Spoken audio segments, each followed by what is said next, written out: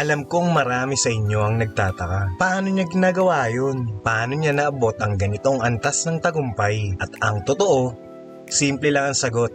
Hindi ito tungkol sa swerte. Hindi ito tungkol sa komplikadong formula o sa isang sikretong kayamanan. Ang sagot ay, I hack life. I'm a biohacker. Marahil ay nagtataka kayo. Ano ang ibig sabihin ng biohacker?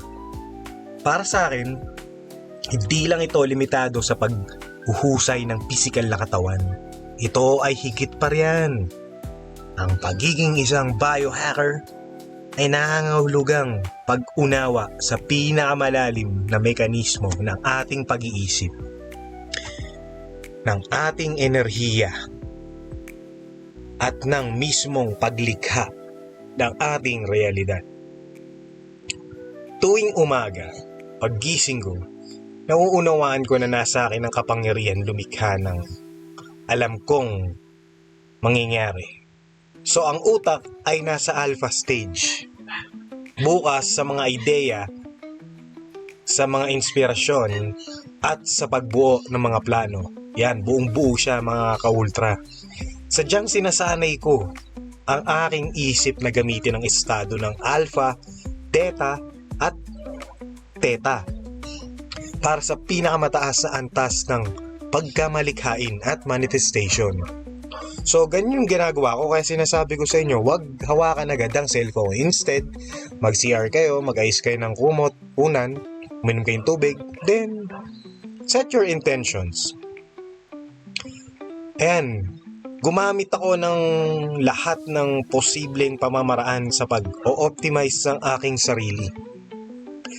Tulong ng binaural beats, napapanatili ko ang focus at clarity, ang advanced meditation at Reiki ay nagsisilbing gabay sa pagkontrol ng aking enerhiya, paglilinis ng aking isip, ang ehersisyo, excitement at ang pakiramdam ng road flow, adrenaline.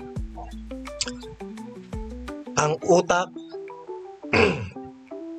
ang nagtutulak sa akin lagpasan ng mga limitasyon. Yan.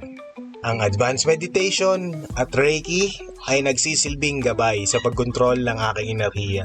So, kung meron kayong mga kaibigan na nagre-Reiki, magpa-Reiki kayo sa kanila. So, hindi naman tayo lahat kaya mag-Reiki. So, ako, nagpapasalamat ako kay Jackie Herrera na nag-perform ng Reiki session sa akin. And I'm so grateful, Jackie. Thank you very much. Tuloy. So, maging ang simpleng taurine at energy drink ay naging bahagi ng aking routine para manatiling nakatutok ang aking laro. Ito ang konsepto ng biohacking.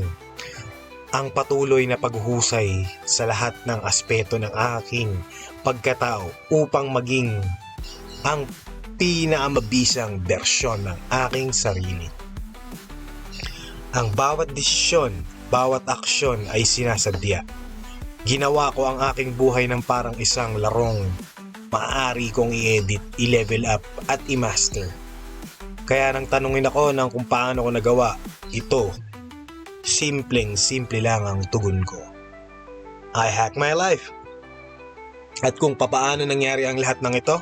Well, life hacked me in multiverse in reverse. Ito yung konsepto na ang ating realidad ay hindi lamang isang linya, kundi isang web ng mga posibilidad na pwedeng mangyari. At sa pamamagitan ng isang hack control na na-develop ko gamit ang Ultralife philosophy at Ultralife technologies, masasabi ko isa ito sa aking milestones noong 2024. At ngayong 2025, pinaguhusay pa natin siyang lahat. Binabaliktad ko ang normal na daloy. Hindi ako sumusunod sa agos. Ako ang lumilikha ng sarili kong agos. Pabalik sa pinagmulan ng aking mga pangarap. Dahil ang mundong ito, ang ating realidad ay higit pa sa nakikita natin. This is the multiverse that we traverse, transcend, Hindi lang tayo nabubuhay sa isang dimensyon. Tayo ay may kakayahang lagpasan ng mga limitasyon na ating iinukol, ating sinit sa sarili nating sarili. So tanggalin natin yung mga limitasyon na yan. Tuklasin ang ibang posibilidad at likhain ang ating sariling kapalaran. Ang bawat pangarap, bawat ambisyon ay isang daan patungo sa bagong dimensyon ng tagumpay. Kaya kung may isang bagay akong maipapayo sa inyo, mga ka-ultra, ito ang payo ko. Simulan ninyong maging biohacker ng sarili nyong buhay. Unawain ninyo ang mga kapangyarihan ng inyong isip. Gamitin ang lahat ng available na tools para paghusayin ang inyong sarili. Lumikha kayo ng sarili nyong landas at kayo rin ay makakapaglakbay sa inyong sariling multiverse of success. And hanggang dyan na lang for today, 164. This is Vince Ultra, your narrator for today, and salamat sa pakikinig. Shout out Dreams Department 420 Philippines, Mayor Jomi 420. Shout out Bobby Babcock.